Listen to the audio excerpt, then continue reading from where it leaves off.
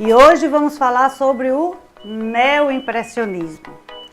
Vocês já se cansaram de falar do impressionismo, pós-impressionismo, mas ainda tem um pouquinho mais, viu? Ainda tem o neoimpressionismo, que é um pouquinho mais elaborado do que apenas o impressionismo e o pós-impressionismo.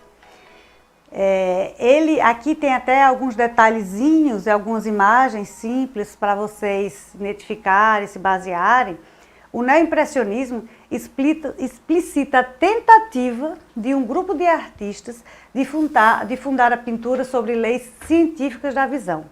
O termo é criado pelo crítico Félix Fénelon em 1886. É o ano da última exposição do grupo impressionista. Então, o que é que ele fez? Ele quis aperfeiçoar aquele impressionismo e começou a trazer uma outra visão da arte de uma veia mais científica, mais teorizada das cores. O rompimento com as linhas, com as linhas mestras do impressionismo verifica-se sobretudo pelo acento colocado na pesquisa científica da cor, que dá origem ao chamado pontilhismo. Quem de vocês nunca fez aquele trabalhozinho de pontinhos, hein? Que a gente ficava a eternidade e dizia, meu Deus, não acaba nunca, eu não aguento mais esses pontinhos. Então, esse pontilhismo é uma versão baseada no neoimpressionismo. Um monte de pinguinho. Essa imagem de cima aqui, a gente vê ela bem colorida, de longe assim, ela cria uma imagem que você identifica. Mas se você chegar muito próximo dela, você só vai ver pontinhos mesmo. Essa outra de baixo, ela já tem uma claridade maior, mas também voltada para o impressionismo. O neoimpressionismo teve curta duração, mas ele exerceu uma influência sobre Van Gogh, Gauguin e também sobre o Matisse. Lautrec, que a gente falou também na outra vez, eles acabaram tendo a influência do neoimpressionismo na obra deles, nesse período em que eles trabalhavam muito basicamente com a cor.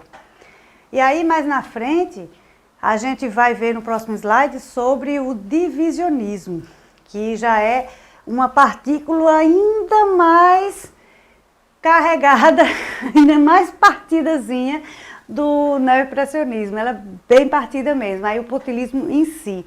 Então, Seurat, que era um dos artistas, acreditava que a arte deveria basear-se num sistema e conduziu o impressionismo a uma fórmula rigorosa. Inventou um método que se deu o nome de pintura ótica, também conhecida como divisionismo, neoimpressionismo ou pontilhismo, e no qual pingos de tinta colocadas lado a lado fundem-se aos olhos do observador.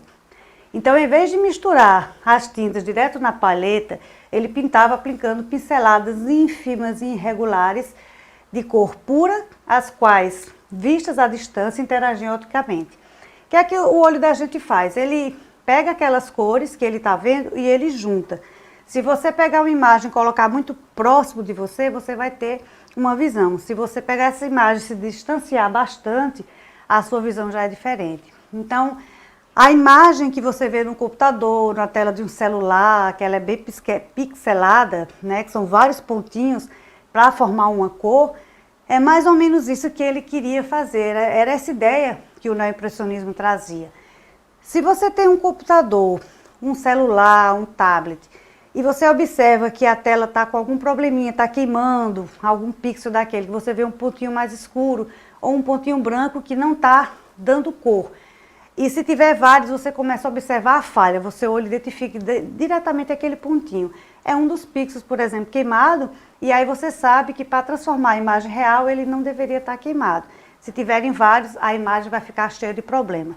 Então, quanto maior a quantidade de pixels, mais nitidez na imagem.